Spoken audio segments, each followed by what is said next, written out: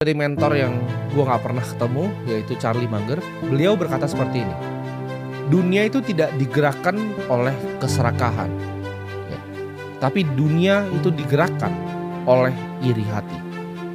Jadi motivasi manusia untuk melakukan sesuatu itu bukan hanya serakah, tapi yang paling kuat dan paling banyak adalah iri hati. Ini gue akan cerita sedikit. Di saat gue waktu itu awal-awal berjualan, kalian semua udah tahu ceritanya. Gue berjualan online, berbagai macam barang gue cari dari Cina untuk gue jualkan di sini. Ketika gue masih memiliki puluhan juta, ya ratusan juta yang kecil nominalnya sekarang. Waktu itu gue merasa di atas langit. Gak ada yang pernah bisa ngomongin gue, gak ada yang pernah bisa bilangin gue. Gue itu paling gak kenal yang namanya bersyukur. Ya, gue selalu iri ketika gue lihat orang yang lebih hebat dibanding gue, orang yang memiliki uang lebih banyak dari gue. Gue gak bisa menunda yang namanya keinginan. Ketika gue mau apa harus dibeli. Gue gak bisa menunda yang namanya kesenangan. Baru naik dan merasa di atas langit. Baru puluhan juta pertama dan ratusan juta kecil pertama.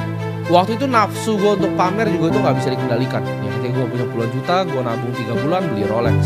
Punya ratusan juta, nabung 3 bulan lagi langsung beli lagi Audi yang baru. Waktu pertama kali hasil jualan, ya punya agensi, lalu gue berinvestasi di pasar modal. Itu anak 17-18 tahun itu waktu itu penuh dengan pride dan penuh dengan ego. Gue umur 17 tahun sudah buka-buka botol di klub malam. Gue selalu iri ya dengan orang-orang hebat yang gue bahkan gak tahu background ceritanya apa. Kalau gue liat orang lebih hebat dibanding gue langsung hati gue penuh iri dan gue bilang, ini mah cuci duit, ini mah begini, ini mah uangnya haram, wah ini ya ini.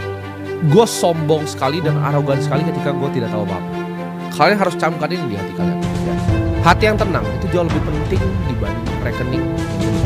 Kekayaan sejati itu sebelum kita ngomongin harta itu dimulai dari hati dan juga pikiran.